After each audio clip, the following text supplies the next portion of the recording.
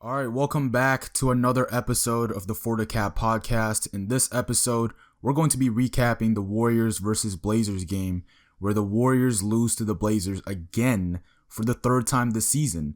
And to be honest, the only thing that you can really say is that this Blazers team, they have the Warriors number. Like this roster, the way that they're constructed, the way that they play, it's exactly what the Warriors kryptonite would be. Like a very fast, young, athletic team that has a lot of length. They have a lot of athletes that can really move around. That's pretty much the opposite of what the Warriors bring to the table. The Warriors, they have a lot of guards. They don't have a lot of size at the wing position. And whenever we run into teams that have a lot of wings, we just struggle. So let's see, where do we start with? I think let's start with the defense, okay? So the defense is pretty self-explanatory. Like it's the same with the last two matchups. So again, this team struggles at the point of attack, and it's not a surprise at all. I mean, it's the biggest weakness with this team's defense. We don't have a primary point of attack defender to where we're confident of that player guarding the other team's best player. Like today, Deni Avdija was getting to the rim at will, and he's a player. He's one of the most improved players this season, and he's a bully. Like he can get to the rim in a very brutal fashion. So down the stretch, we were trying to search for somebody to guard Deni, and we tried Melli on Deni, and it just did not work because Deni is just way bigger than Melli. So as a result, we just couldn't stay in front of Deni, and it's looking like we might never be able to stay in front of Deni unless we make a trade, because the way that he's attacking the rim, the way that he's moving our guards going to the basket, and then being able to pick apart our defense by dumping the ball off or skipping it to the weak side of the floor, it's just something that we just cannot deal with. Like, it was just a constant issue the entire game. And when we talk about point of attack, we know that this team struggles at that, but they struggle with two different types of point of attacks. And pretty much against Minnesota, the last game, the last pod that I made, they struggled at the point of attack in terms of physicality. So pretty much there were a lot of players that caught the ball in the mid post and was able to just bully the Warriors going to the basket. And, Deni was able to do that for their team today, but the main threat from Portland at the point of attack this game was their speed. Like, if we play teams that have guards that can beat people off the dribble, that can win the first dribble and get into the paint, that's where the Warriors struggle the most, because we don't have guys that can keep up. If we try to put Moody on that player, he's not going to be able to keep up. Pods is not going to keep up. Buddy at times can keep up, but he's too small.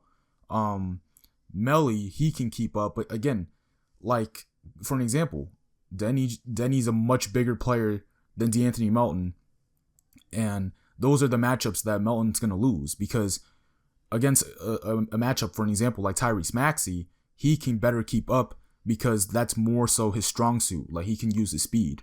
But Deni is a whole different game. And every single time Portland touches the paint, how many times do you see our guys just constantly swarming down, just trying to protect the rim, because guys are just constantly getting to the rim so easily. And it's not even like a set like rotation. It's not like one guy's helping from the weak side and another guy's sinking down. No, like the help is coming from everywhere because nobody can stay in front of anybody. And that's the issue. That's where you see teams just be able to just easily carve up our defense by simple reads. And then from there, we run into another issue, the closeout speed.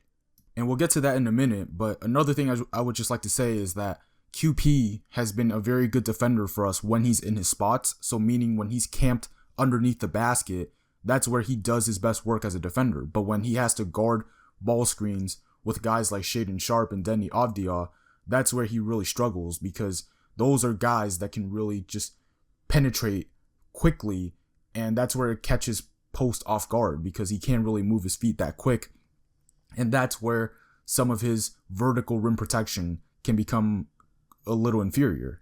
But going back to the closeout speed, one of the ways to work around a bad point of attack issue on your defense is to pretty much have one of two things, but really you should have both things if you want to still be a great defense if you don't have any point of attack defense.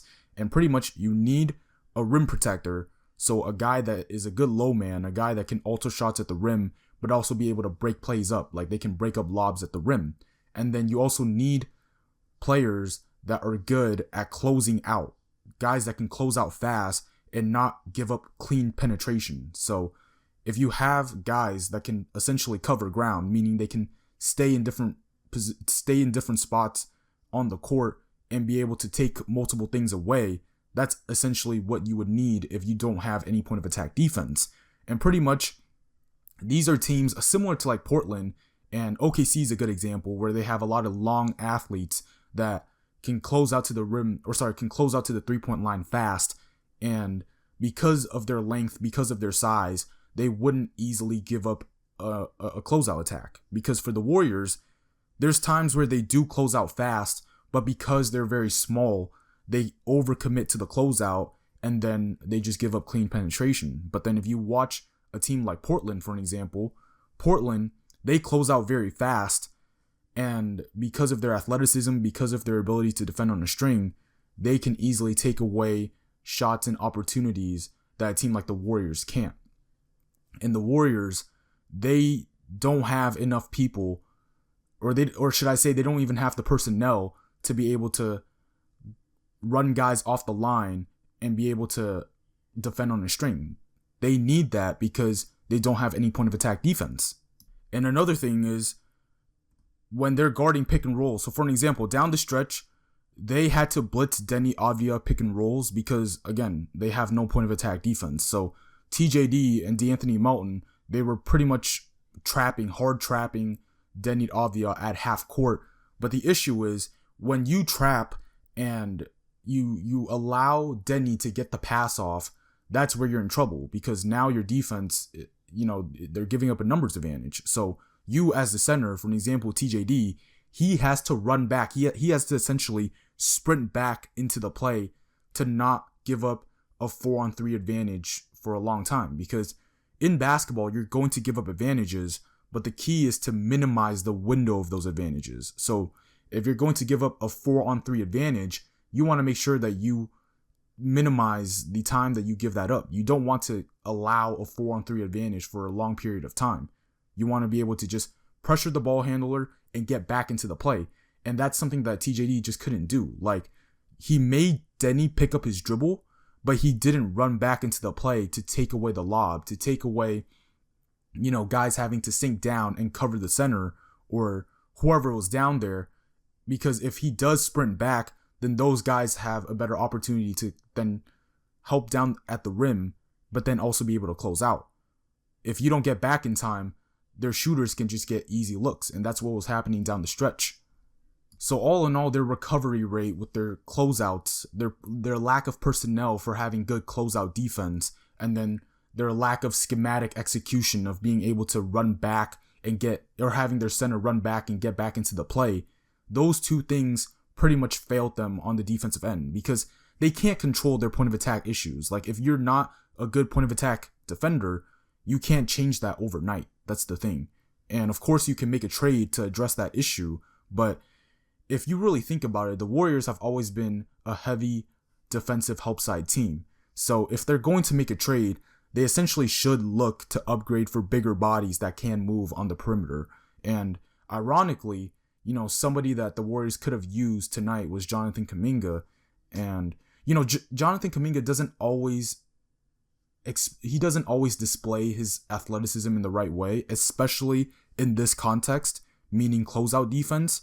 But at the same time, it probably would have been better than our smaller guards just trying to close out. So if they make a trade, I think they should just lean into this direction of trying to just get a bunch of athletes that can cover, multiple spots. Like, they can help at the rim, but be able to close out quick, take away a shot, and be able to just rotate to the next guy. That's the only way that they can really fix their defense to the point where it's going to become a championship level defense. Like, being able to just defend on a string, because being able to defend in space, it's a hard thing to do, especially against good teams. So that's just one thing to keep in mind. To just stay a little more on the defense, I want to speak a little bit about Jimmy Butler. Jimmy Butler, I didn't like his defensive energy against Minnesota last game, and I certainly didn't like his energy this game. And with the way that he was moving out there, it kind of looks like he's just laboring, or he's kind of just, once again, just coasting the regular season like he always does. And again, I don't really have a problem with him coasting the regular season if he brings it during the playoffs. Like, that's the main thing. Like, we always try to put up with this version of Jimmy Butler just so we can hope that we're going to get a more aggressive version of Jimmy Butler in the playoffs. But the thing is, I get him trying to preserve his energy, but at the same time, you got to give a little more effort here. Like, there are certain things that he does on the defensive end that I'm just there like, we just need a little more attention to detail, a little, like a closeout just being a little quicker, or a rotation just being a little quicker. Sometimes he's like Steph, like, and also Draymond as well. They're old. They try to take plays off, and sometimes it just bites them, and it certainly bit them in one part of the game that I'm going to address later on. But that's the first thing with Jimmy Butler on the defensive end. The second thing, he was guarding Denny on a couple of possessions, and his screen navigation was so diabolically bad. Like, there were a couple of times where Denny was trying to curl around a screen, and he took forever to get around the screen. Or like, he was trying to like drop under, and midway of dropping under, he realized that Denny's not on that side of the screen, and then he turns around, and then he realizes Denny is at the top of the key, and there's like 6-7 feet of separation between him and Denny. By the time he comes back and tries to recover, Denny hits him with a spin move going right to the basket, and it's just something that he just can't contain. And I think the days of Jimmy Butler being like a good point of attack defender, like, I think it's behind him, because, you know, he still can lock up, but it's just not at the same level that it once was. And, you know, unsurprisingly, like, who can really blame him, because he's 36 and he's not the same athlete. But again, in these types of moments, like, you just want to see him just do a little better.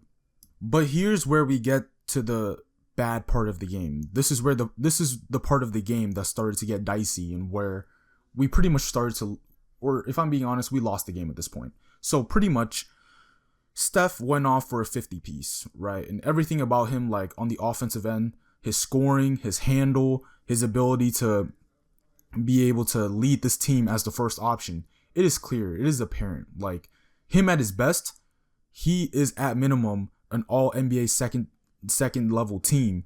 And if we're being honest, if he keeps up this level of production, he can make the all NBA first team. But here's the thing. The way that he was scoring the ball in this game and the last game, if he's going to carry the offense to this level, it's going to be a problem, because it's going to affect his defense and his level of effort and attention to detail in other parts of the game. Because, for an example, I think we led by 99 to 109 when Steph hit the step back three over Shaedon Sharpe. So pretty much, Steph, he was able to hit a one dribble step back going to his left against Shaedon Sharpe. That put us up. I know that shot put us up.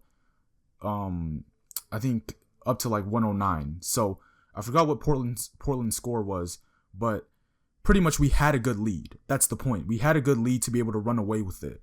This is the part of the game where we were able to try to build some sort of run to be able to put the nail in the coffin on this game. But instead, what had happened was there was a possession where I think Denny drove to the basket, and I think Draymond was the low man. He had to step up, and Steph was the one that was down there having to help the helper. But instead, he doesn't really help on Clingan underneath the basket. He misses that rotation, and Clingan or whoever, it was a center down there underneath the basket. He was able to finish the play, and then, you know, at that point we had to come back and try to get a bucket. We couldn't do it. And then Jeremy Grant, he hit like two corner threes in transition, where if you watch the replay, Steph was on the same side of the floor, and he failed to close out. Like, he had no interest in wanting to close out. He was just 2 feet dead in the paint, not trying to run, not trying to put in any effort on trying to close out. And then, you know, they were able to tie the game with Jeremy Grant having a cross match against Steph. And when you really think about the work that he's putting on the offensive end, it's going to affect possessions like this where he's trying to take plays off, but a team like Portland, who's very athletic and who's very young, who's trying to go fast every possession, that's going to affect Steph's ability to take plays off. Because the truth is, he's tired. Like, he took how many shots tonight? He took 18 threes, and he probably took a total of 30 shots just like last game. And within, combined, he's taken 60 shots in the last 2 games.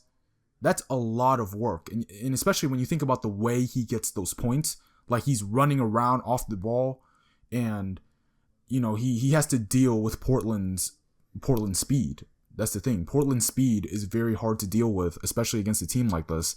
And, it's a lot of work for Steph to have to put in to just try to keep the Warriors in the game. And, again, we can have this level of consideration for Steph when it comes to putting in work offensively, but then having to try to hide his fatigue on the defensive end. It's similar to Jokic, where Jokic, he does so much for Denver offensively that defensively he kind of gets the benefit of the doubt because of what he's doing offensively. But the thing is, the main issue I've always had with Jokic is that you can't do so much offensively and then do nothing defensively. I don't care how tired you are, you have to do something to just allow the defense to help you. Because if you do nothing, then it doesn't matter how good your team's help side is. They're not going to be able to sustain your mistake if you do nothing. So for me, all I wanted to see was just to see Steph try to just run and just get a hand up. Because if you run him off the line, then another defender can come and help you.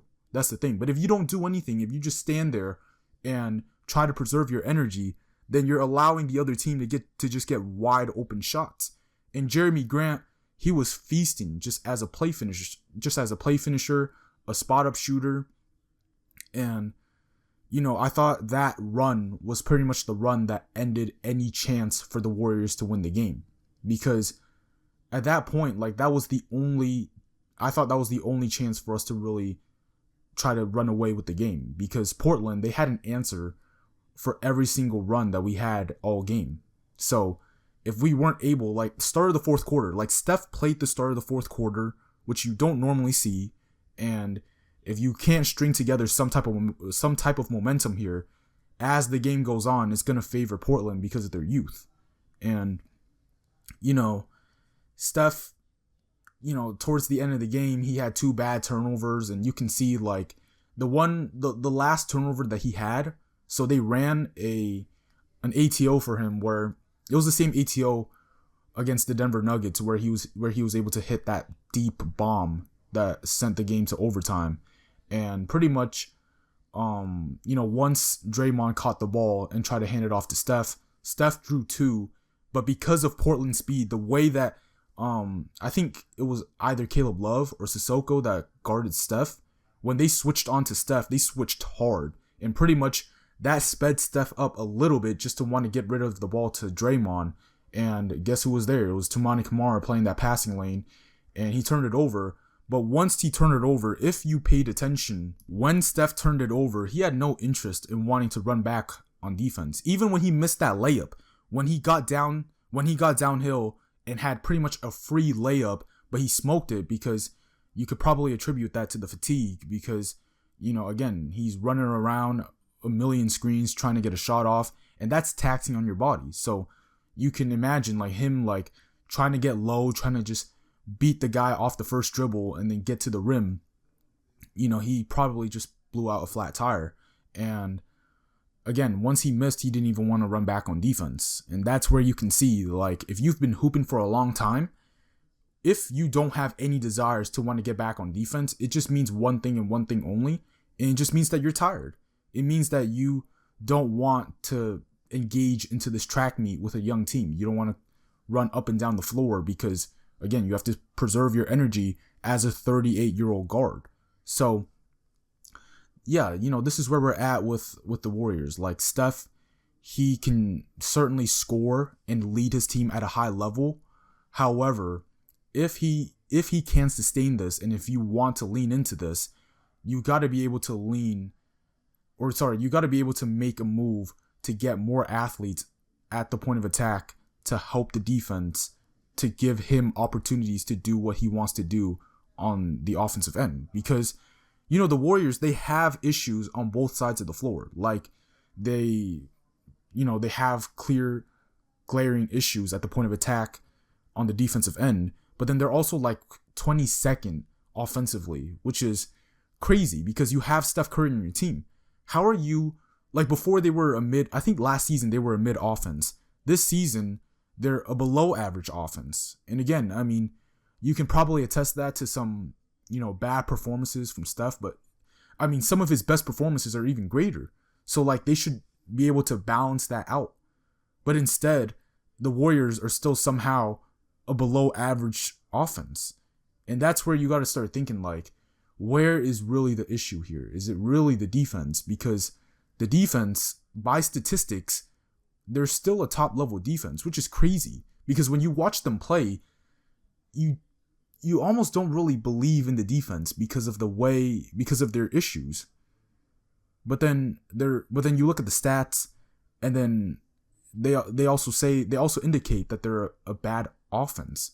So when you're thinking about trades, which direction do you go? Do you go offense or do you go defense? So, yeah, I mean, that's how you know this team is not a good team, because they just have too many issues. You can't have issues on both ends of the floor and expect to be a championship team, even though you have a complete offensive wizard on your team in Steph Curry. So, yeah, I mean, minus Steph in this game, I mean, I thought the whole team as a whole just struggled to deal with Portland's defensive speed as a whole. I mean, when they were able to run guys off the line, because, again, they have no guys that can get to the rim. We've talked about this before. Since they have no rim pressure threat, when they attack a closeout, they don't really want to get to the rim.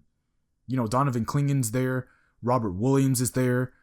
They have no chance in finishing at the rim. And, none of these guys are good in between scores. Like, they don't want to take mid-ranges. They don't want to take floaters. So as a result, when they get into the paint, they just force kickouts. And then that's where it's the same cycle again. Like, Portland's able to close out, run them off the line. And then it just becomes a bunch of nothing. Like, you either pump fake and get into the paint and then not shoot and then kick it out. And then the other guy does the same thing. And then before you know it, you don't really get a shot off, or you don't really get a clean shot at the rim or anywhere, to be honest. And, I thought they got a lot of clean backdoor attempts, like a lot of clean rim attempts just based off of the off-ball work. So a lot of back screening, a lot of, back cuts, dives, off ball screens to be able to get to the rim. That's the only way that they're really able to get to the rim, because, again, they don't have the personnel to get to the rim the same way that other teams can just drive the ball into the paint. Like, for an example, Portland, but obviously we don't have that ability. So, we have to rely on all of these, off ball screens and motion offense to be able to get clean rim attempts. And I thought for the first 3 quarters we were able to do that, and then in the fourth quarter, Portland, they were just able to just deal with that because they were just switching everything from 1 through 4, and they were able to just have an answer for that. And then eventually that just led to a bunch of turnovers. Like, I think Draymond and Steph and Jimmy, they had a lot of bad turnovers tonight, and that's just because of Portland. Again, just because of their speed, they're able to just close passing lanes really, really quickly. And again, that's something the Warriors need. They need that type of personnel. You saw how much of an impact that it had against the Warriors today. So, yeah, man, I mean, overall, there's nothing else to say besides the Warriors need to make a trade to upgrade either offense or defense, because, they both issues are making them lose games. Like, one game they can lose because of their defense, and then another game they can lose because of their offense. And in my opinion, the 3 or the 4 guys rather that I think should be off this team, that shouldn't be negotiable in any sort of way, are JK, Pods, Moody, and Buddy.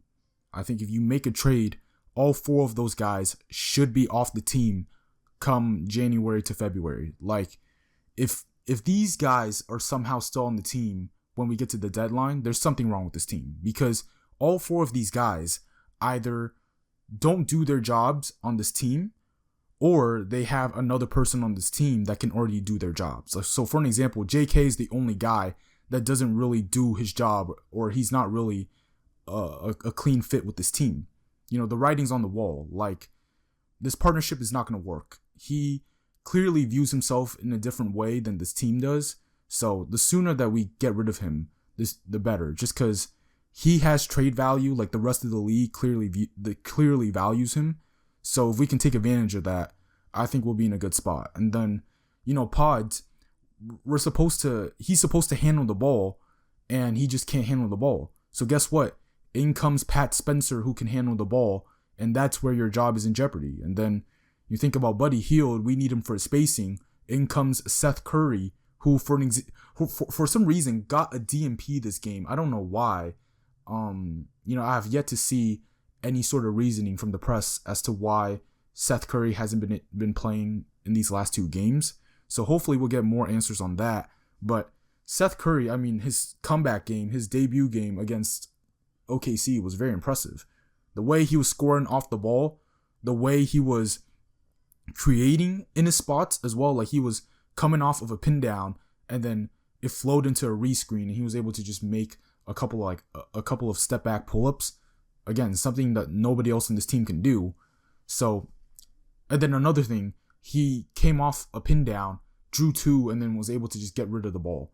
That's something that Buddy can't do. So, yeah, Buddy, he needs to be off this team. There's no reason for him to still be on this team. And then if you need Moody for his 3-and-D defense, in comes DeAnthony Melton, who can do that way better than him. In comes Will Richard, who can do that better than him. So those 4 guys, they still have some type of value for you to be able to get a quality player in return. So, yeah. You know, when you think about a game like this, Portland is not a more talented team than us collectively. Or actually, you know what? On a second thought, they could. Who knows? But, you know, the idea is, like, before the season started, if you watched the way that we matched up against this team, you would probably think that if we were to match up with them in a playoff series, that they wouldn't be able to beat us. But the more that we see this matchup, the more we might need to start paying attention more to what Portland can really do to us if we see them in a playoff series. Now, who knows if they'll make it to the playoffs, right? Because they're likely going to be a play-in team. And with the way that we're playing, we're likely going to be in a play-in team. Unless we make a trade and we're able to just somehow sneak into the top 6. But can you imagine if we had to run into Portland in a play-in game? That's dangerous territory. Like, you already know, the Warriors, they don't do well in play-in games. Like, 1 game elimination, a lot can go wrong. A lot can go wrong. The Warriors can make a lot of bad mistakes. And if we have to see this Portland team without Dame in the play-in tournament, that's going to be a nightmare. I mean, that's the worst case scenario for the Warriors. If they're like the 9th seed and, you know, Portland is the 10th seed and we have to go up against Portland in a play-in game, their chances, you pretty much understand what the chances are. But yeah, that's all I got for this podcast. Thank you so much for tuning in. I'm going to have more coming soon. And take care. Have a great rest of your day. Peace.